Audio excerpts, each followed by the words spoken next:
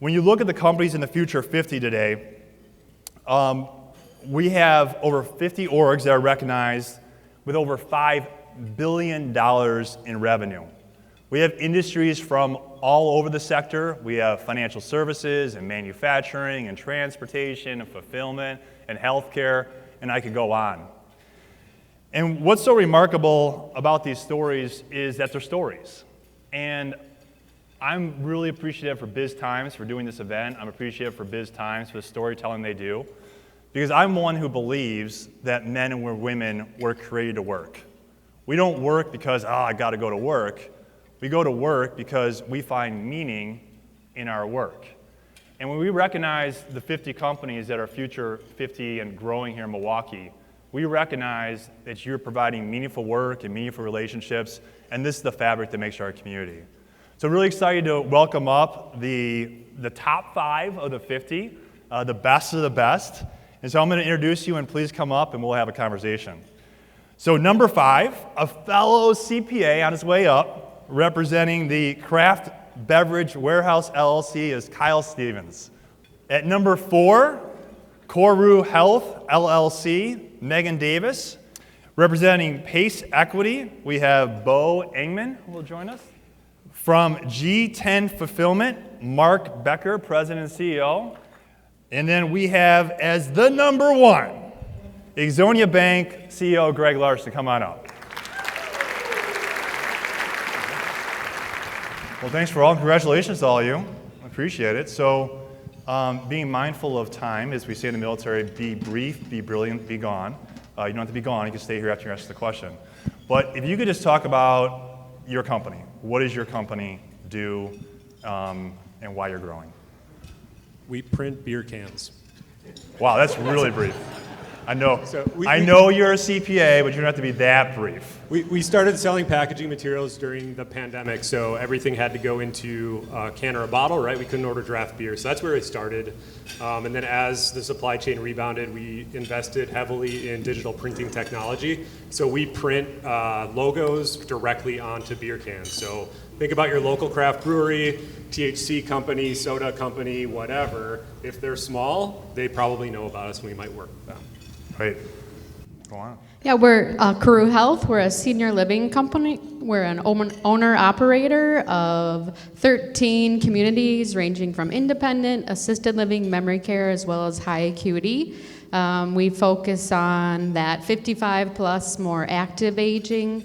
We're growing due to acquisitions as well as new construction. We have 2 currently that are under construction. I guess trying to be brief, that's about it. I saw you just graduated last month with a master's. Well, I did not just graduate, I just enrolled. But I am a Gator. Yeah. Well, cool. It's a master's in Innovative Aging Studies. Studies. Fascinating, and also perfect for your organization. Yes. Very Excited cool. Thank about you. that. Hello, my name is Beau Engman. Can you guys hear me okay? I'm with Pace Equity. We are a local company here. We provide capital across the country to develop real estate. So mostly multifamily, hotels, senior housing, commercial, office and retail. We do it in a unique way. So there's a law in Wisconsin, and now 40 states, where we provide capital to get paid back through a tax assessment over 30 years. And the magic of that is the building is the credit. So it's non-recourse to developers, just goes with the land, and it requires, clean energy elements to do it. So that's a little bit about what we do. There you go. Good. Thank you. G10 Fulfillment, Mark Becker, CEO. Co-founded the business in 2009.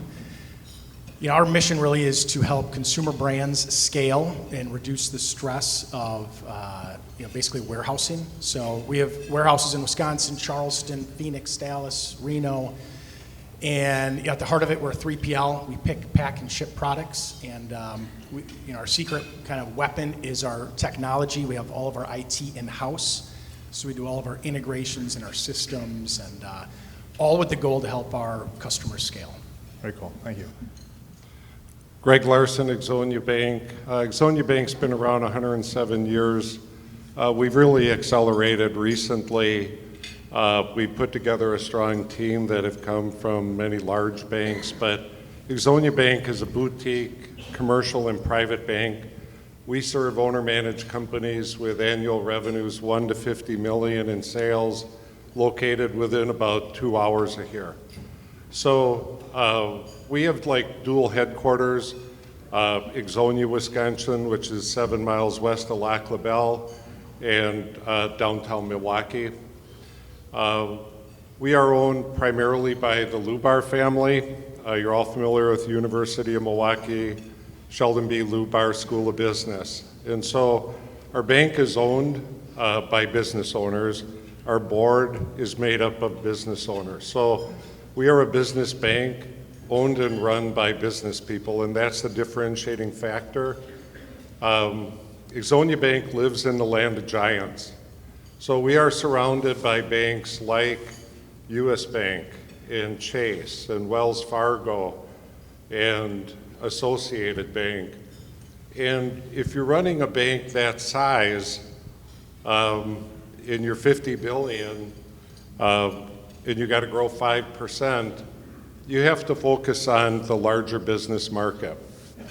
With the consolidation of banking, there aren't many banks like Ixonia Bank left. And we focus on that market that's been abandoned by the large banks, and that accounts for our growth. We put together a strong commercial banking team that truly loves the world of business. They have that curious mind about business, and they meet with their customers every 3 to 4 months, truly interested in helping them be successful. So appreciate the chance to say a few words, but that's who we are, and that accounts for our growth. Great. I have found in my business career that the most difficult thing to do in reading about companies is the concept of scaling. Like, when do you invest? How much do you invest? How do you get the people? And how do you do that? So what I want to do is I just want to hear from you as far as how you thought about scaling up when you brought now and when you think forward. And I'll also throw a little bit industry-specific questions in there for each of you. So Kyle, you know, the microbrew industry, which is, you know, you're not going for the macro brews with your labeling. The microbrew industry seems to have reached its peak and has been on a downward trend nationally. How is there business opportunity for a company like you, and how do you look at that scaling opportunity when that appears to be the trajectory of microbrews right now? Yeah, so I mean, our whole thought process and our understanding of the industry is that people aren't going to stop drinking liquids, right? They're just going to shift different ways. And right now we're seeing, like I stated earlier, we're seeing hemp-derived THC, which is like questionably legal around the country, but there's an opportunity there for folks, high-margin beverage. We have craft cocktails that are going into cans because people are moving away from bottles. It's easier and more sustainable to recycle aluminum. And then we have this better for you or good for you trend, right? We have sodas that are lower in sugars and maybe gut healthy and things like that. So there's this whole market that's emerging, and it's really being brought on by millennials and Gen Z of thinking of, you know, consumption differently. They might have, you know, a party soda rather than, you know, a glass of whiskey at the end of the night. So we like to follow those trends. It's really exciting. And again, like, people aren't going to stop consuming liquids. They're just going to change, and we have to change with that. So Great. Meghan, it seems in your business that demographics is going to come to you. Like, there's a huge supply of older Americans coming to you. But at the same time, there's tremendous financial pressure on that older generation, with Medicaid rates probably staying steady, not increasing with federal deficits, leaving to private pay to help subsidize. Can you just speak about how you're looking at scaling and keep doing what you're doing when you have those financial pressures on seniors? Yeah, definitely. I think it's a challenge with wanting to make sure that we are giving people not less than, you know, with having people kind of knocking down the door. They deserve the best, right? I want to give my parents, my grandparents, I get emotional because these are people that I care about, right? Any resident that we have is someone that I care about. Something that we've had internally as an initiative is focusing on our strengths of each of our team members. Mine, number one, is belief. My belief is I find value in our people, right?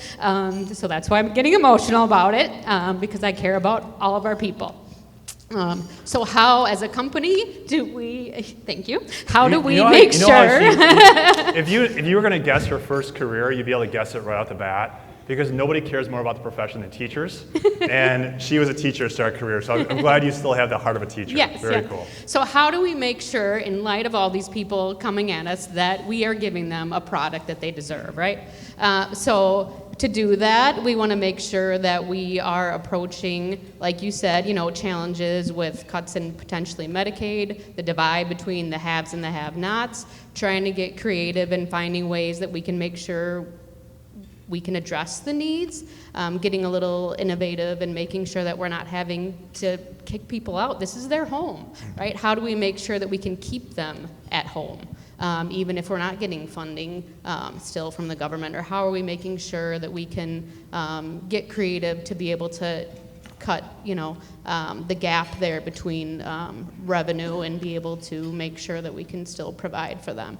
So we're trying to find ways to, still get creative with meeting their needs and make sure that they can be well cared for. Great. I've known you for like 5 minutes. I know I'd put you in front of my parents in a second if they needed help. So thank you for that. Yeah. Beau, I was researching your company, and it's probably not shocking. It's across the whole building industry right now that with very, very high costs, high interest rates, which we'll talk about that in a minute, that there is, it's harder to do projects if you don't have the right government incentives. And I saw that you guys really master in navigating those. Can you talk about, is there pressure on those incentives, and what is the pressures you're having? Is there going to be pressure to slow down the pace you've had because of the changes in government policy? If you could just speak to that and what the future looks like in the building industry. Yeah, so first off, our capital is legislated in 40 states, and in every case it has a clean energy component to it. And clean energy is not real popular right now with the federal government. But the good news is it's state level. So literally we have no exposure at a federal level. And if you think about it, at a state level, it's always very grassroots. Everybody wants business development. Our tool is an economic development tool, as well as a way to bring sustainability. So it kind of works across the whole spectrum. But the market itself is very tough. It's tough for commercial development because of a couple reasons. One is construction costs. Two, and construction costs really because I think the tariffs and that element put a whole fear in everybody and the market froze. And then also there's just a difficulty with the different individual segments, whether it's hotels or multifamily, they all have their reason. So it has slowed down. For us though, we are just a nit in a very large addressable market. So we can still grow well in any environment we feel like. So you just gotta find an adjacent pond in this world we're in. And so for us this year, that pond is, we're going after, instead of new construction and new development where we've really kind of honed our teeth, we're going to find folks to recapitalize newly constructed buildings. And so that's actually 80% of our business this year. So that's kind of you kind of just have to evolve. In that case, that's what we're doing, but it is a challenging market. Right. So. Mark, one of the changes in the tariffs were that there used to be a de minimis exception for $800 and below. That has now been removed. Is that impacting your business at all in the fulfillment services? And then just also generally talk about your scaling.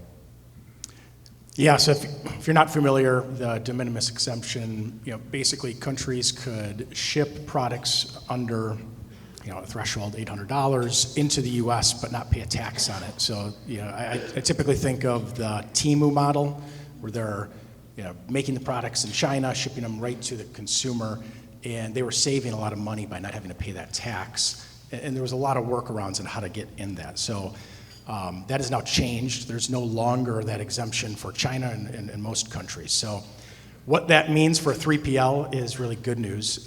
It means, in supply chain, over the last 10, 15 years, everyone's been driving efficiencies, and with that came just-in-time inventory and models like, what these countries were doing with the de minimis rule, where now all these countries are going to have to stock product in the U.S. So they'll need warehousing, and they'll need employees here and picking and packing and shipping products. So it's really just at the beginning of it, but we're already starting to see more leads come in. And we expect, we've had a lot of growth even before this. And that's really spurred on by, I was just looking at this stat. It was in 2009 when we started the company. Amazon only had 10 warehouses. Right? So this huge shift in retail to e-commerce, and now we're 15 years past that. And a lot of our business is directly with Amazon. So Amazon's a customer or competitor? For us, Amazon, we kind of sell to them. We sell for them. We're a 3PL for them. They're a big, I would say, partner of ours. Okay. Our biggest growth in the last 24 months has been a hazmat program we're doing with them. So, the quick example is if you went on and bought a lithium-ion lawnmower, most likely it's stored in one of my warehouses. It says ships from sold by Amazon, but we actually ship it and make it look like it came from Amazon. Got it. Very good. Greg, can you speak to, there's a lot of companies in this room that want to grow their business, and growing business requires sometimes some debt. Where are interest rates going, and are you optimistic that capital is going to be more affordable for the businesses in this room that want to grow? So, cost of money is our greatest cost running a bank. So I spend a lot of time looking at interest rates. We are fortunate because of the composition of our board to have relationships with national economists like Brian Bellio, ITR. We bring those resources directly to our customers.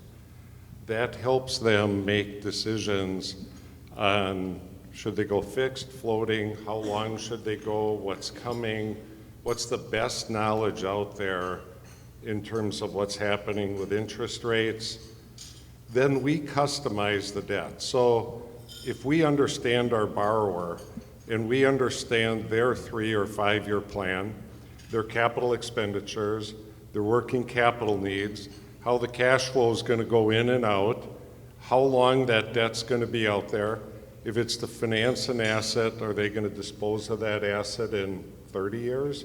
Are they going to dispose of that asset in 18 months?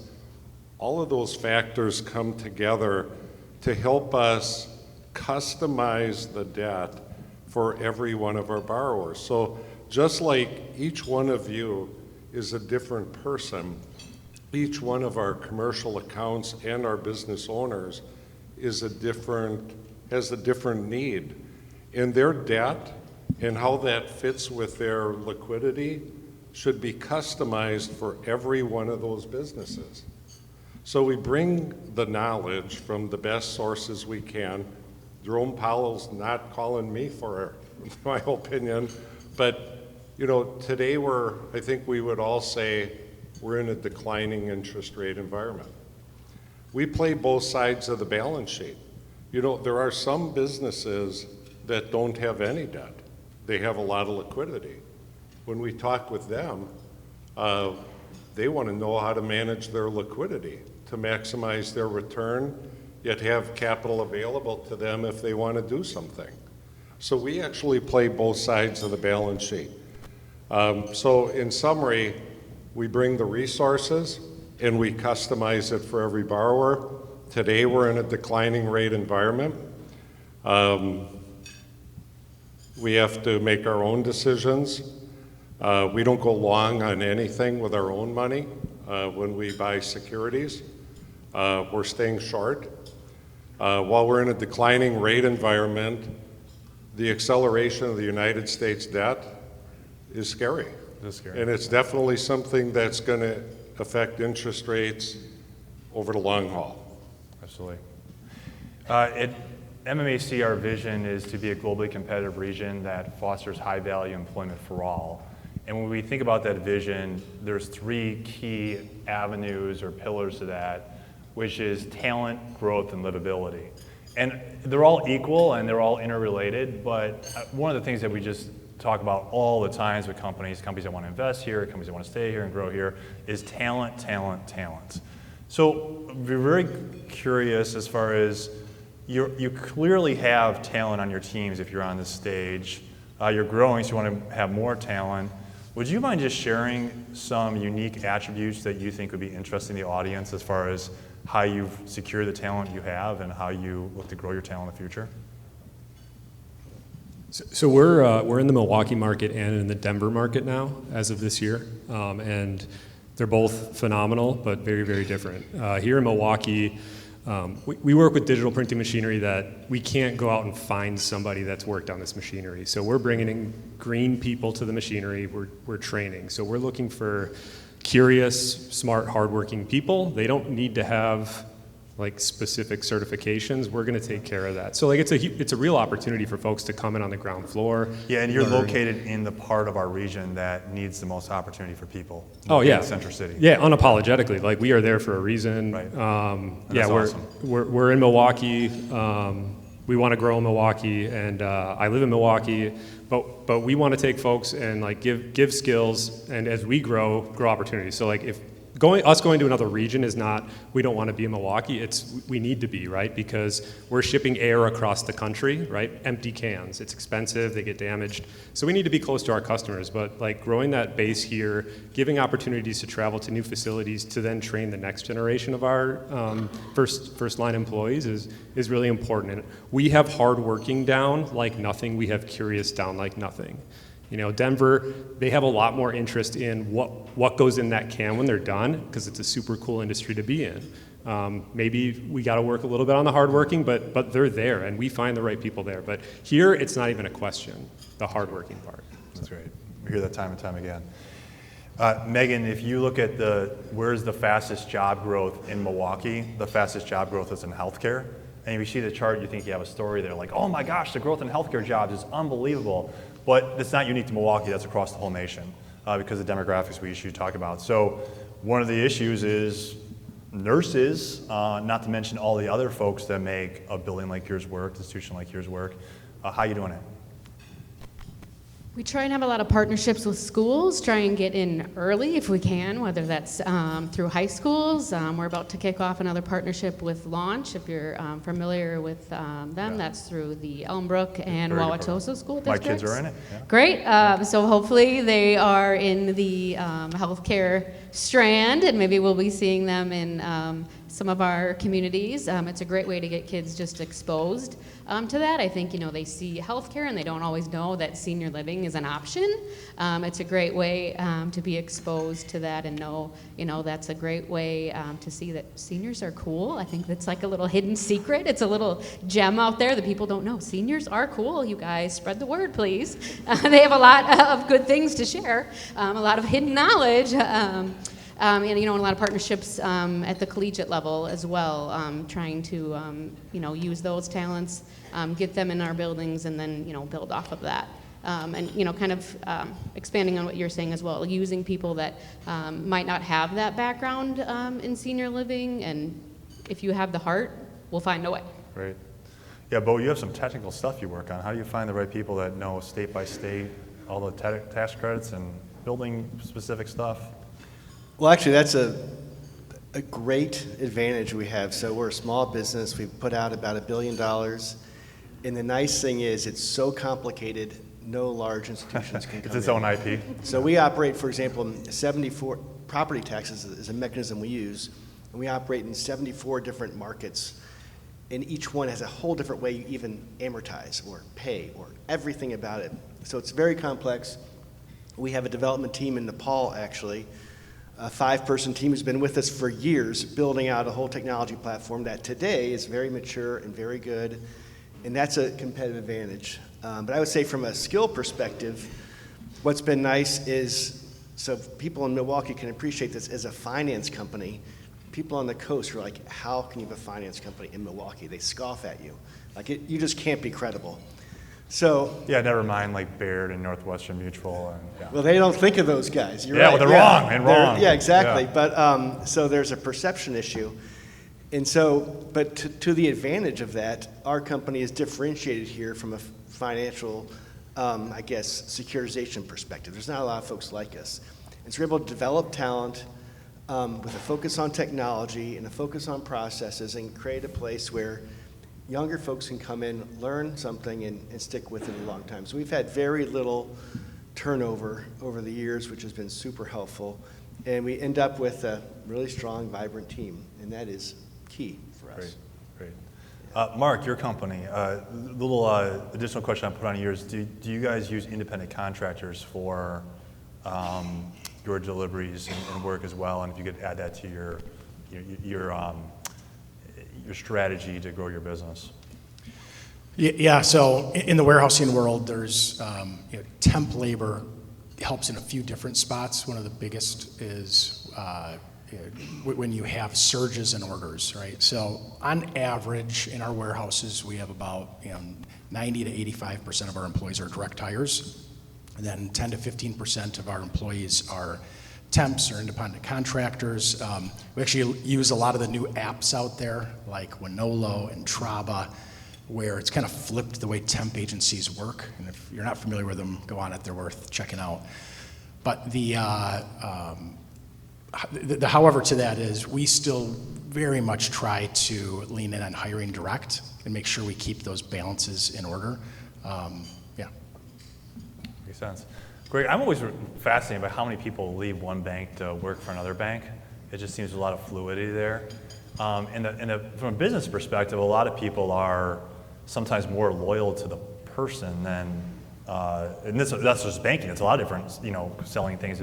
They like the person. So a significant risk there when you're talking about banking and the professional's willingness to jump ship and go to another bank.